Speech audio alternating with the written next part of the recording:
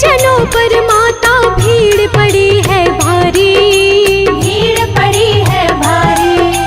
दानव दल पर टूट पड़ो माँ करके सिंह सवारी, करके सिंह सवारी। तेरे भक्त जनों पर माता भीड़ पड़ी है भारी, भीड़ पड़ी है भारी।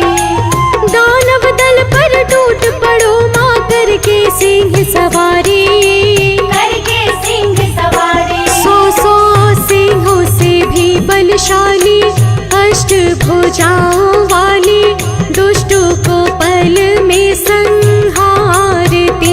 ओ मैया हम सब उतारे तेरी आरती। अम्बे तू है जगदम्बे काली, जय दुर्गे खप्पर वाली, तेरे ही गुण गाए भारती। ओ मैया हम सब उतारे तेरी आरती।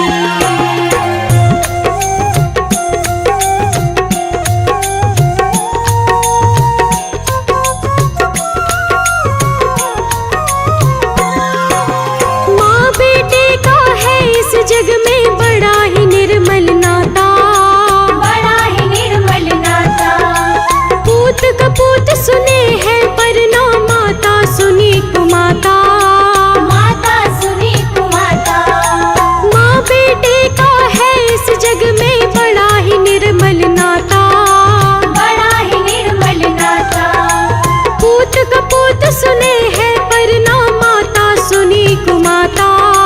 माता सुनी कुमाता। सब पे करुणा दर्शाने वाली, अमृत बरसाने वाली, दुखियों के दुखड़े निवारती। ओ मैया हम सब उतारे तेरी आरती। अम्बे तू है जगदम्बे काली, जय दुर्गे खप्पर वाली, तेरे ही गुण गाए भारती। ओ मैया हम सब उतारे तेरी आरती।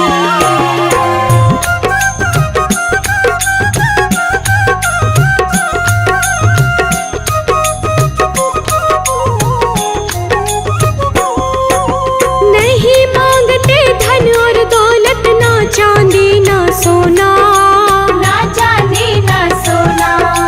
हम तो मांगे माँ तेरे मन में एक छोटा सा कोना। एक छोटा सा कोना। नहीं मांगते धन और दौलत, ना चांदी ना सोना, ना चांदी ना सोना। हम तो मांगे माँ तेरे मन में एक छोटा सा कोना। एक छोटा सा कोना। सबकी बिगड़ी बनाने वाली, लाज बचाने वाली, सतियों के सत को संवारती। ओ मैया हम सब उतारे तेरी आरती।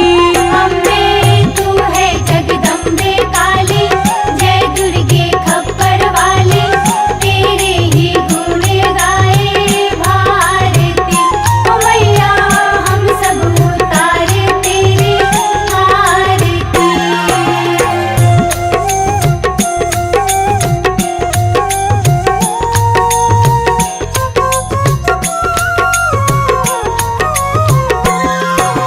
चरण शरण में खड़ी तुम्हारी, ले पूजा की थाली, ले पूजा की थाली।